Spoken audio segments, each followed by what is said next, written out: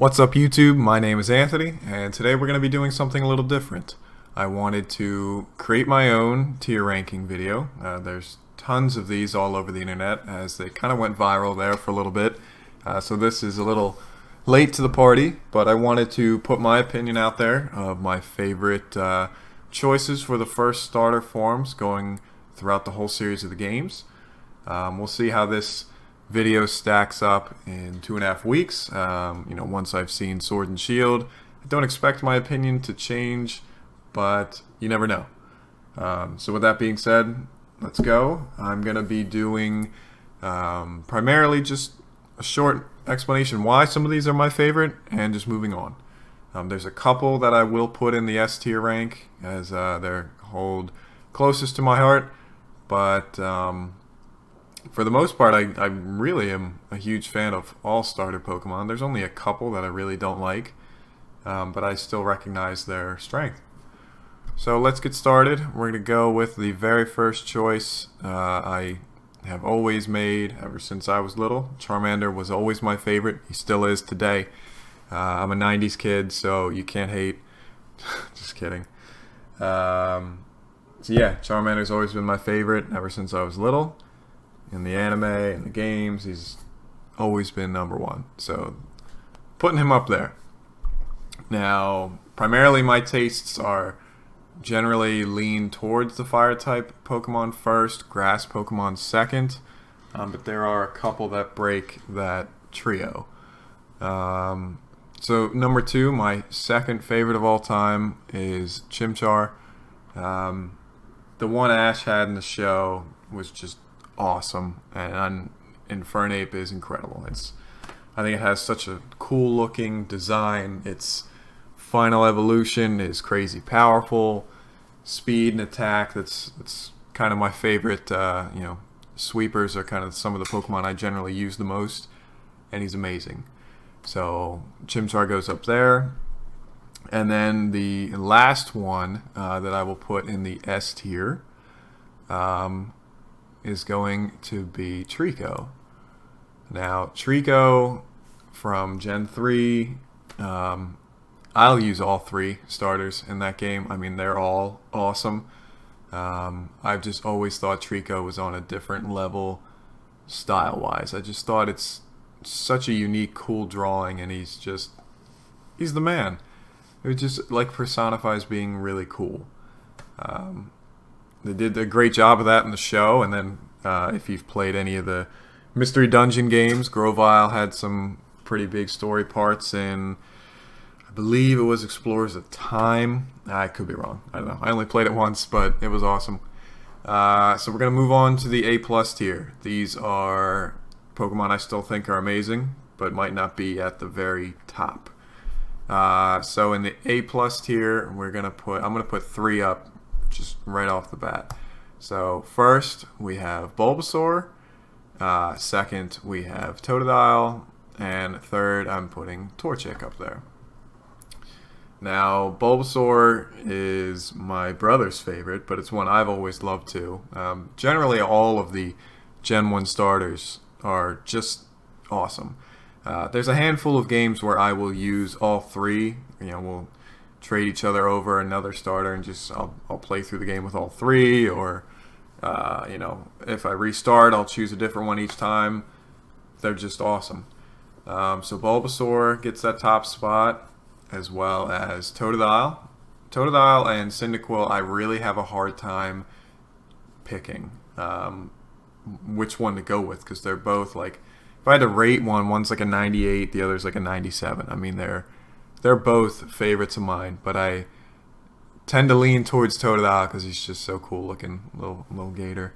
And then Torchic, Blaziken is ridiculous. I mean, Mega Blaziken is insanity. I think they already had a really awesome final design, and then they said, how about we make this even better? And they gave it speed boost and a crazy buff to its attack stat. It's incredible. So Torchic's going to go there. That and Trico, that's another one that I have a hard time. Which one do I take first? Because they're both very special to me. So let's go down a tier to the A tier. These are more that, kind of like I said before, if one's a 98, others a 97. So I'm going to continue that with, we'll put Cyndaquil up there as I had previously just discussed. I'm going to put Turtwig in that high regard as well. And then I'm probably going to also put Squirtle and Mudkip up here as well, because those are some more starters I'm crazy about. I think they're awesome. Turtwig becomes Torterra, and that to me is just an awesome. It's kind of like a newer take on Bulbasaur's whole line. They both kind of have like a dinosaur plant-based thing going, but it's based off an Ankylosaur, at least in the final evolution. And then it has that grass and ground typing. I think it's awesome. Solid choice. Cyndaquil is just Charizard without the flying typing. I didn't know that when I was little, but they have the exact same stats, which I think is pretty interesting. Typhlosion, same with, for Alligator. I always pick those two when I play Gen 2 games. Typhlosion learning Thunder Punch, in the first versions of like Silver and Crystal, I thought was Silver, Gold, and Crystal. I thought that was awesome. It has a really, really neat move set in the newer games, so huge fan there. Squirtle, the third of the first gen starters, a classic, iconic with the Squirtle squad, and May had one that was, I don't think it was maybe it was from the Squirtle squad. I don't remember, dude. That was so long ago. I was quite little. And then Mudkip, awesome. Swampert, Mega Swampert's just insane. Like, that was such a creative take on the design when they gave it just a big bulk monster. I was like, okay, that's pretty awesome. So let's move on to the B tier. In the B tier, I'm going to put some Pokemon that, again, I think are pretty cool, less likely to use, but they're still, really good. I think I'm going to put Froakie at the top because he's generally the only one I ever choose from Gen 6. I'm not a big fan of Tepig or Chespin. I don't really care for their whole evolutionary line. Tepig being another firefighting type we did not need. Wasn't happy about that. And then Chestnut, I just was not a fan of the design. I feel like, especially when you look at its first form and then what it becomes, I did not see that coming, and I wasn't a huge fan. So actually, I'm going to put those two in the E tier because I literally never used them. Up in the B tier, I'm going to put Piplup, I will put Oshawott, and I'm going to put Litten up there too, because Litten and its evolutionary line are cool. I really like Incineroar. You see him body slamming people in Super Smash Bros. Big fan of its design. It would be ranked higher, but I just do not like Gen 7. I didn't enjoy it. I'm not saying it's a bad game. It wasn't for me. I didn't like the take. I like the standard. I like battling gyms. I didn't care for the island thing, and just a lot of the different take on the game I wasn't a huge fan of. A lot of the features are cool. It's going to lead to some really cool things in the newer games. Just wasn't my cup of tea. So I will actually put Snivy up there too, because Snivy is another one I actually like, but I don't care for the game. Gen 5 has grown on me over the years. I've since replayed Black and White, and I appreciate it more. When it first came out, I really wasn't a big fan. Another big thing with that was learning more about competitive battling. Superior getting Contrary with Leaf Storm. I didn't know what that did at first. I I wasn't as versed in competitive battling at the time, and now that I've learned more, I was like, holy, that is just broken. So that's awesome. So I'll rank that one there as B. Gen 5, it's pretty much the highest it'll go. So moving on to the C tier, I'm going to put Pokemon that their final design is cool, but still not something I would pick. Actually, I think the only one I'm going to put here is Rowlet, because Decidueye is awesome.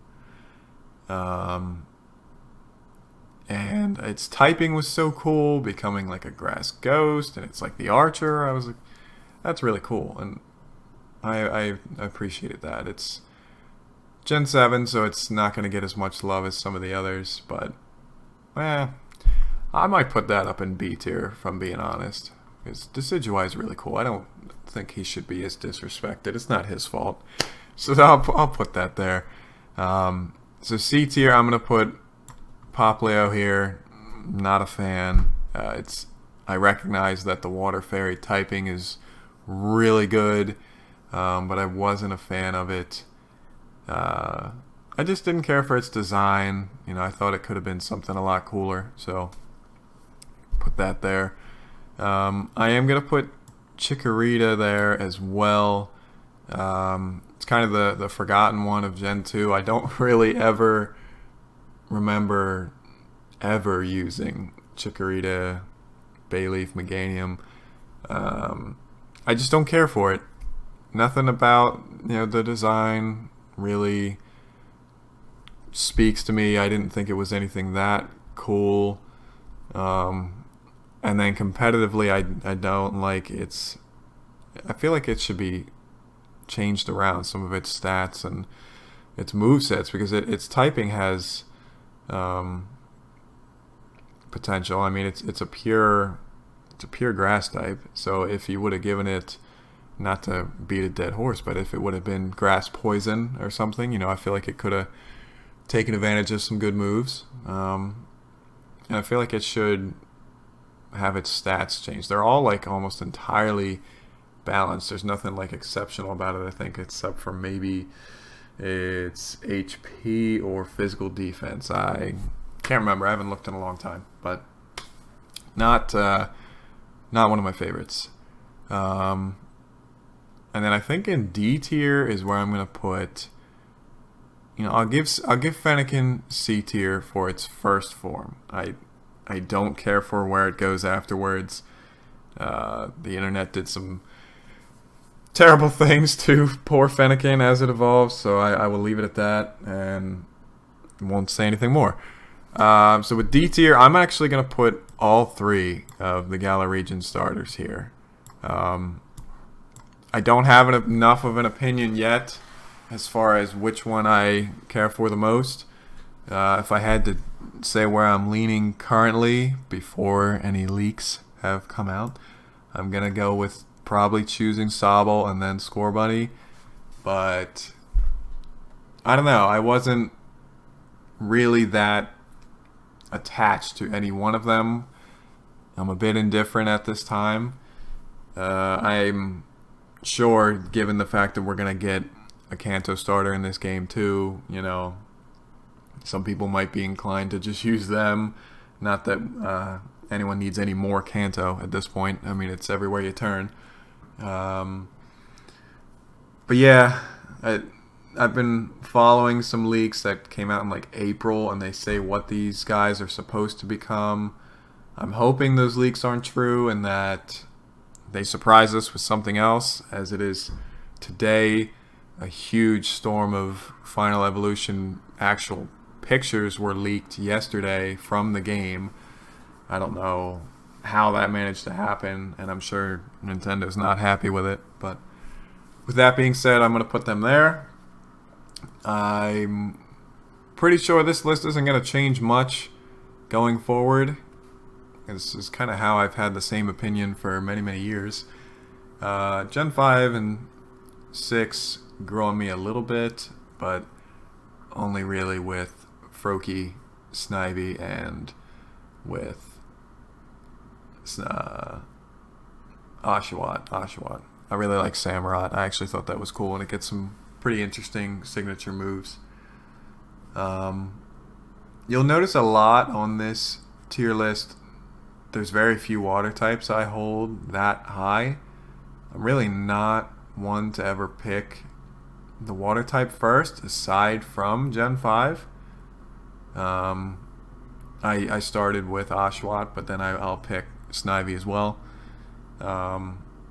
Aside from Totodile, I don't really ever pick the water type first. I'm almost always a fire type user or the grass type. So, not really going to see a lot of water types that high on my lists. I just don't really care for the type in general. Nothing against it. It's a very powerful type. You know, it's a good type of Pokemon to have on your team.